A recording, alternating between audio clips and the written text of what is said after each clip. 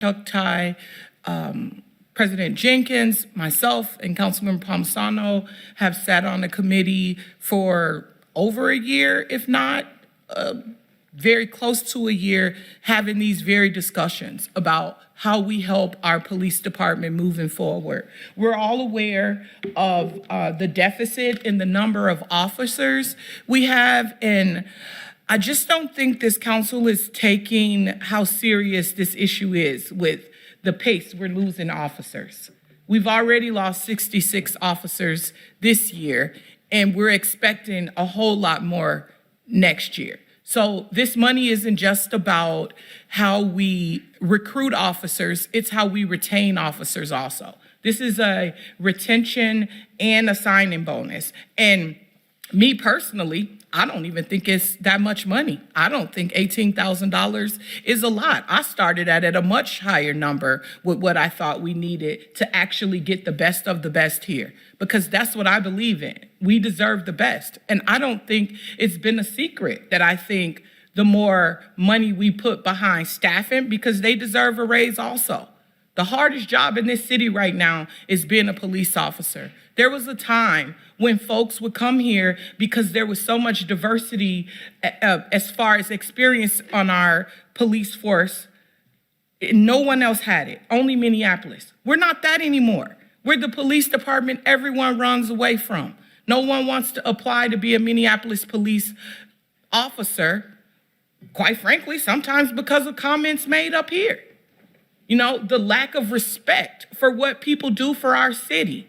I don't want to be judged by any actions of any of my colleagues. I want to be judged as LaTrisha Vetaw. Whatever someone else does, judge them for that. Judge me for me. So I treat every single one of these men and women who show up as police officers, firefighters, whomever, as individuals. I'm sick of trying to make them pay for something that someone else did. We have to show them some respect. Is this going to be the end of it? Absolutely not. Absolutely not. There's so much more we have to do and they have to do. But guess what? Let's do it together. Let's work on it. Let's start from somewhere. We have some money here that we have to use in a matter of time. This isn't money that we can use for programs for 3 years, 5 years, 10 years. This is an incentive to try to get our department up, to stop it from declining at this rapid pace that it is. I don't know how many of my colleagues speak to folks in the police department and see these numbers. It is bad. This is a bad look for our city. We are losing officers at a rapid pace. And I'm not saying that this is going to keep it. But guess what? Incentives boost morale. Incentives make folks want to jump on board to get a little bit of extra money. Incentives help overall the organization. It's not, we have enough room with this money to try a lot of different things along with the incentives.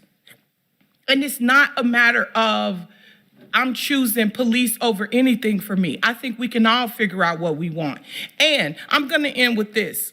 I find this conversation difficult because just 2 weeks ago, colleagues were willing to put an extra $15 million in the third precinct, maybe even $30 million into a third precinct for the police department, and now suddenly we're fiscally responsible.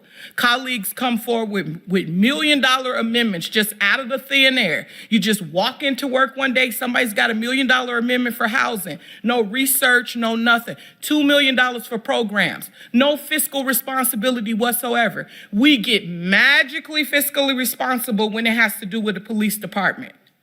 It's not okay. It's unacceptable.